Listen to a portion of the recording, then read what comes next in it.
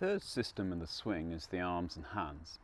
The arms and hands, if they were kept stiff in a golf swing, just produce one lever, a lever that basically moves from your shoulder down to the end of the golf club.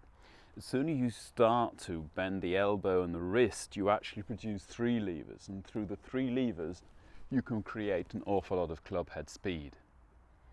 Moving the arm and hand correctly, however, is very important because we don't want to change the angle of the club to the ground. If you remember, the movement of the shoulder basically dominates the club and keeps it in its original angle to the ground. So when I introduce the extra angles in the elbow and the wrist, we don't want to change the angle of the club. We do this by moving or hinging the wrist and elbow at the correct time in the golf swing and in the correct way. What's actually happening is I start the backswing with my upper body, the trunk and shoulders rotating, and first when the hips start to be pulled by the shoulders do I hinge the wrist and the elbow. The wrist and the elbow hinge quite simply. It's almost as if I was going to give the ball a slap or throw a stone on the water so that it skips. What's actually happening is the right wrist is bending backwards and the right elbow is hinging.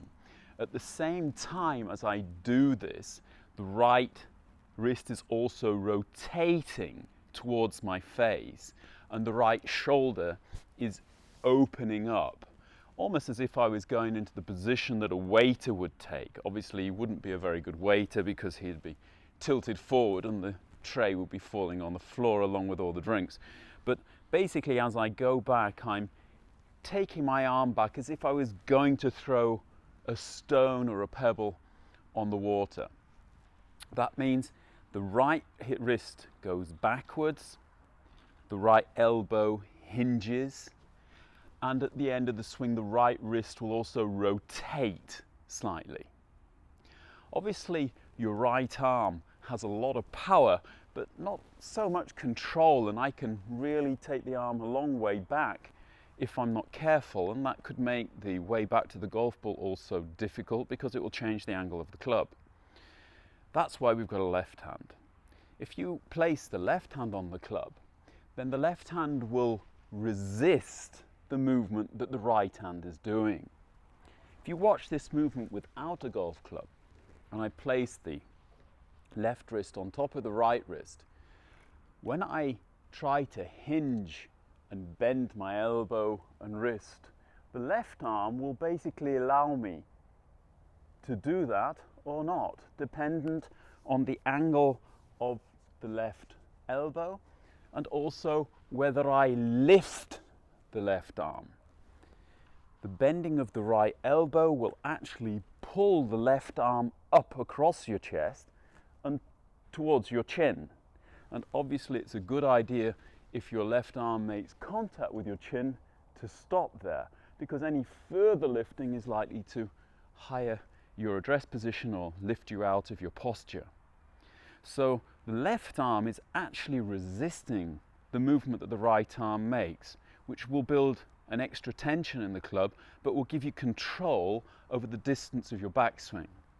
So my shoulders turn, my hips start to turn, and at that time my right wrist starts to bend, my right elbow starts to bend, the left arm is being pulled up over the chest but resisting, and the left elbow is resisting against the right arm.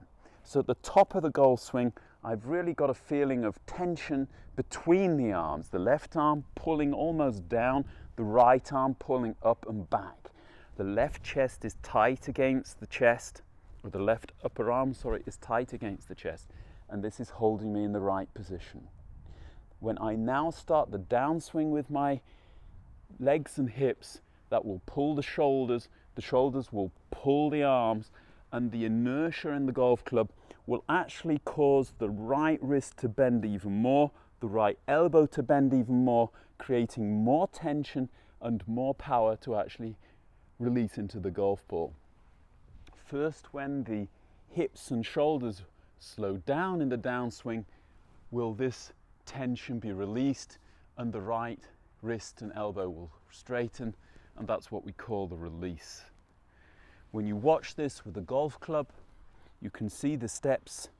I rotate the upper body, the hips start to move, I bend the right wrist back, the elbow allowed to bend, left arm is pulled up over the chest, and at the top of the golf swing, the rotation in the right wrist is blocked by the left wrist and the left thumb.